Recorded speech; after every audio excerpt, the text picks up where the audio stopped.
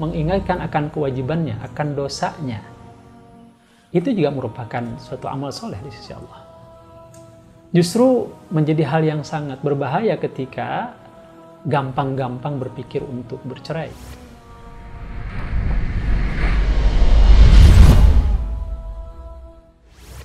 Jadi kewajiban itu yang menetapkan adalah Allah. Ketika suami berbuat zalim, artinya tidak menjalankan kewajibannya, maka tentu yang berdosa adalah suaminya. Sementara istrinya juga punya kewajiban untuk taat kepada suaminya, untuk bersabar atas kekurangan suaminya selama suaminya tidak memerintahkan maksiat. Tapi dia berkewajiban mengingatkan, baik langsung atau minta bantuan ke pihak lain untuk menyadarkan suaminya. Sehingga ketika misalnya suaminya zalim, kemudian dilawan oleh istri dengan pembangkangan, jadi yang zalim dua-duanya. Kan zalim itu adalah menempatkan sesuatu bukan pada tempatnya. Wad'u syai'i fi ghairi mahallih, menempatkan sesuatu bukan pada tempatnya. Dalam konteks syariat, yakni kita melanggar kewajiban yang itu menjadi kewajiban kita. Maka bersabar atas perbuatan suami sambil terus mengingatkan dan meminta bantuan orang lain untuk memperbaiki sikap dan perilaku suami. Mengingatkan akan kewajibannya, akan dosanya. Itu juga merupakan suatu amal soleh di sisi Allah. Justru menjadi hal yang sangat berbahaya ketika gampang-gampang berpikir untuk bercerai. Karena untuk bercerai pun ada tahapannya, ada langkah-langkahnya yang harus ditempuh. Jadi sebelum berbicara tentang kata meminta cerai, tentu harus ada hal yang harus dilakukan terlebih dahulu.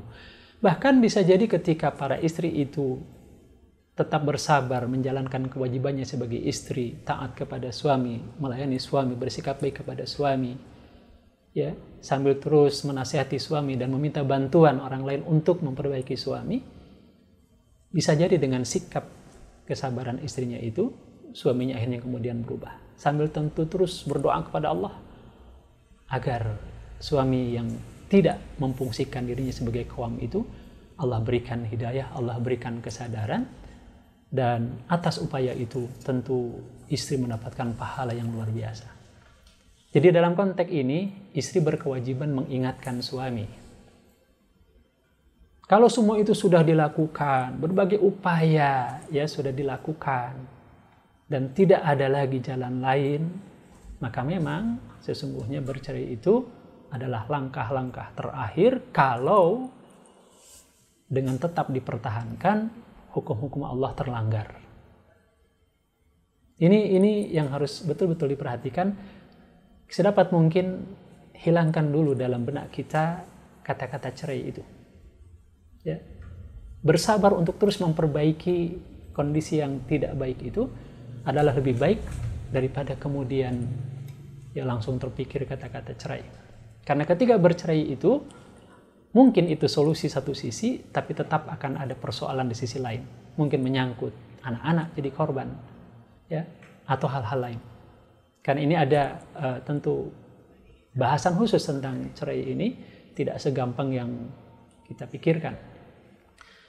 Itu yang perlu kita perhatikan, bahwa sesungguhnya ketika suami tidak menjalankan haknya sebagai qawam, karena ada banyak kemungkinan. Bisa jadi dia sendiri belum paham, ya, fungsinya sebagai qawam dan apa yang harus dilakukan, dan bisa jadi dia sudah paham tapi melanggar, berarti perlu diingatkan.